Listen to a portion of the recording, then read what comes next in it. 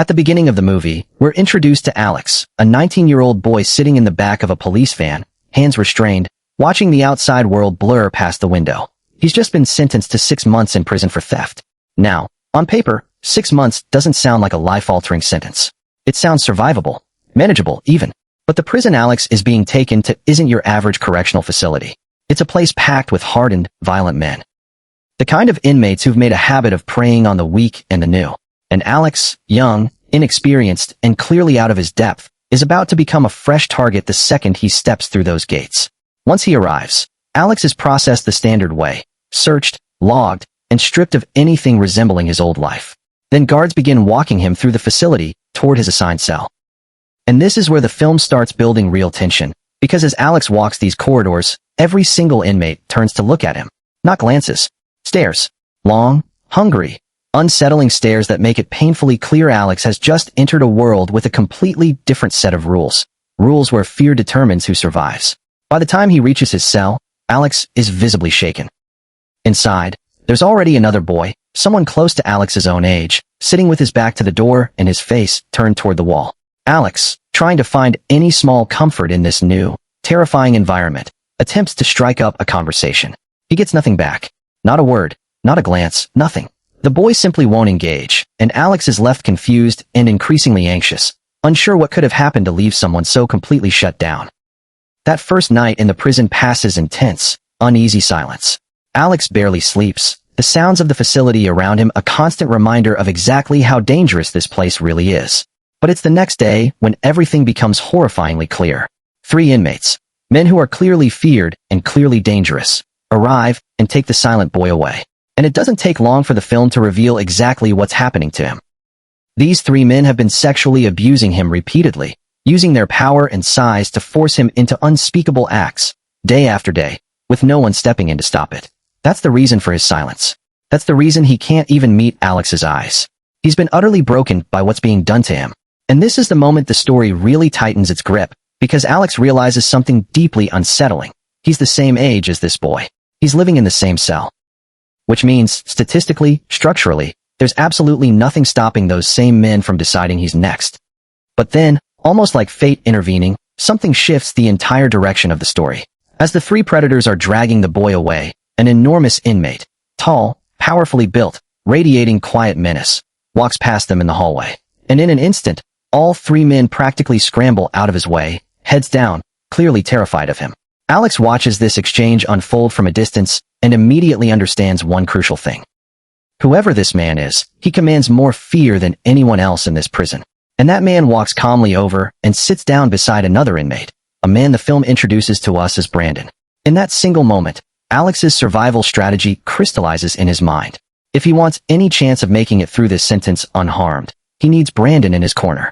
So Alex takes a massive gamble. He approaches Brandon, who's deep in a game of chess with a few of his men, and casually tells him he's about to lose because he's playing the game all wrong. Now, understandably, Brandon is not amused by some unknown new arrival strolling up and criticizing his gameplay. He challenges Alex to prove it, sit down and show him. Big mistake on Brandon's part, because Alex sits down and checkmates him in a single, devastating move. Brandon is completely thrown off guard. This scrawny new kid isn't just brave enough to walk up to the most feared man in the prison. He's genuinely, impressively clever. Later that day, back in his cell, Alex witnesses something deeply disturbing. His cellmate, the same broken, silent boy, is quietly sharpening the edge of a knife. When Alex asks him what he's doing, the answer sends a chill through the scene. The boy says he's done being a victim. The next time those 3 men come for him, he's going to kill them, whatever the consequences. Alex, feeling a wave of genuine pity and fear for this kid, doesn't try to talk him out of it directly. Instead, when those same men return the very next day to take the boy again, Alex does something unexpected and quick thinking. He starts a fight with his own cellmate, loud and physical enough that it immediately draws the attention of the guards. The plan works. Guards rush in, break up the fight, and haul both boys off to separate holding cells. The 3 predators, having lost their opportunity, walk away with nothing. Brandon, watching all of this unfold from a distance, is once again struck by how resourceful and quick on his feet this new kid is. After a few days pass and Alex is finally released from isolation, Brandon pulls him aside for a conversation that feels almost paternal in tone. He warns Alex that this prison is home to some truly dangerous people, And the smartest move he can make is to prioritize his own safety first, think about others only when it's safe to do so, and avoid stirring up unnecessary conflict. Because in a place like this, unnecessary conflict gets people killed. Unfortunately, peace is short-lived. Not long after this warning, those same 3 men return once more for the silent boy, dragging him off yet again. And this time, there's no clever intervention, no last-second rescue. Pushed completely past his breaking point by the repeated trauma, the boy takes his own life right there in the cell, cutting his own throat in a moment of devastating, irreversible despair. Alex, horrified, screams for the guards, but by the time help arrives, it's already far too late.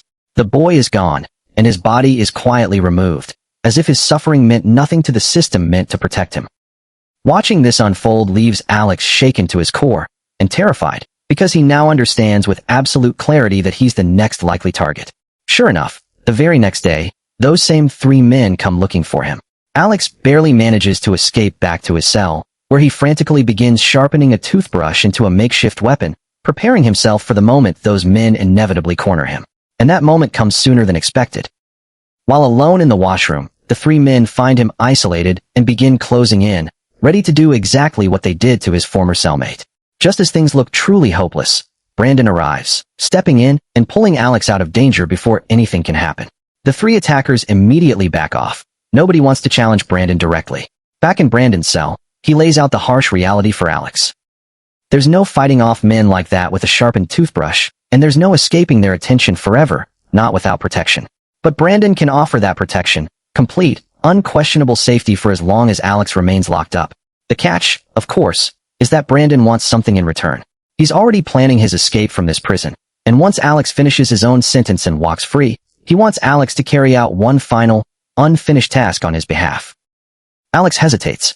The plan Brandon eventually describes is dangerous, genuinely risky in a way that could get Alex killed or land him in prison for far longer than 6 months.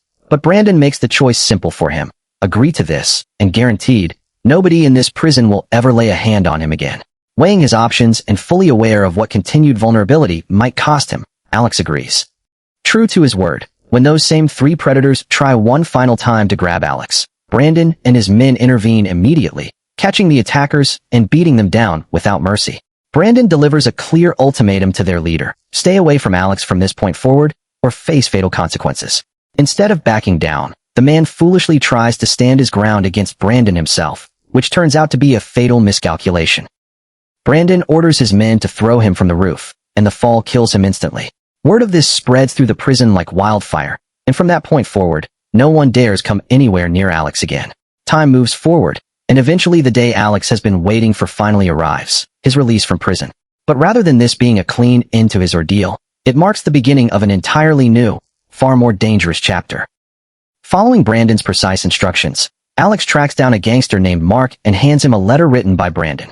After reading it, Mark provides Alex with a suitcase and a key to a house, along with a companion named Josh, someone Alex takes an immediate dislike to. Arriving at the house, a luxurious property right along the coast, Alex opens the suitcase to find a phone, several passports belonging to Brandon, and a gun tucked inside. Before he can fully process what he's looking at, there's a knock at the door. A woman named Natasha enters, hands him money and a phone, and tells him his next set of instructions will come through that device before leaving just as abruptly as she arrived. What follows is an extended sequence of preparation. Alex is introduced to a weapons dealer who shows off an intimidating arsenal before training him out in an open field on how to properly handle and fire a gun. Following Brandon's carefully constructed plan, Alex then books a private helicopter tour, smuggling a bag containing weapons on board, which the pilot assumes is simply his personal luggage and never bothers to inspect. Once the helicopter reaches a high altitude, Alex pulls out the gun and forces the pilot to change course entirely, heading straight toward the prison where Brandon is being held. Inside the prison, Brandon, already aware that his extraction is imminent, stages a fight with one of his fellow inmates. When a guard steps in to break it up, Brandon holds a knife to his throat, forcing another guard to open the gate under threat of his colleague's life. The guard complies, and moments later, Alex arrives by helicopter, opening fire on the prison guards to cover Brandon's escape. Brandon and his men scramble aboard, firing back as they lift off, and within moments, they're airborne and completely free. They land some distance away, change clothes, ditch the helicopter, and disappear into the city by car. From there, they head straight to Mark, who's thrilled to see Brandon free and immediately pitches an even bigger score. A full-scale heist targeting a gold mine, promising that if they pull it off successfully, none of them will ever need to steal again. The crew begins meticulous planning for the job. Meanwhile, a lighter subplot develops by the pool, where Alex approaches Natasha to talk. Josh, who has disliked Alex from the start and clearly harbors feelings for Natasha himself, shoves Alex into the water out of jealousy. There's just one problem. Alex doesn't know how to swim, and he immediately begins drowning. Natasha dives in without hesitation to save him, while everyone else present laughs at his expense. Humiliated, Alex storms off. Later, Natasha finds him walking alone and takes him out to dinner, where the two share a long, honest conversation. She reveals she's an immigrant, desperately in need of money, and plans to leave the country entirely once this final job is complete. That night, Brandon confronts Alex about disappearing without telling him, warning him firmly to keep his distance from Natasha, insisting she's becoming a dangerous distraction from the mission at hand. Business resumes as Brandon takes Alex to scout the gold mine, assigning him the critical task of disabling the building's emergency alarm system during the heist. Brandon also recruits an old friend, a skilled getaway driver, to ensure a quick escape once the job is finished. Tensions flare again when Josh starts provoking Alex, nearly leading to a physical altercation before Brandon steps in to separate them, sending Alex off to cool down. Alex ends up at a bar, where he finds Natasha being harassed by a group of men. He intervenes, drawing his weapon and scaring them off, earning Natasha's genuine admiration. She brings him to the beach afterward, where in a tender, vulnerable moment, she coaxes the water-fearing Alex into joining her in the sea. They share a kiss, and Natasha gives him her necklace as a token of good luck, admitting she doesn't want to lose him during the mission ahead. Heist day finally arrives. The crew disguises themselves convincingly as maintenance workers, using fake identification to slip past security undetected. Alex crawls through the ventilation system to reach the control room, disabling the security cameras before forcing a terrified worker at gunpoint to open the outer doors. Brandon and the rest of the crew flood inside, rounding up staff and guards while assuring them no harm will come to anyone who cooperates. But Josh, secretly working for Mark rather than loyal to Brandon, shoots an innocent worker in the leg simply for fun, prompting a furious Brandon to beat him down on the spot. With the gold successfully melted and packed away, the crew discovers the building surrounded by police. Thinking quickly, Brandon has his men disguise themselves among the actual hostages, creating enough confusion that police can't distinguish criminals from innocent workers.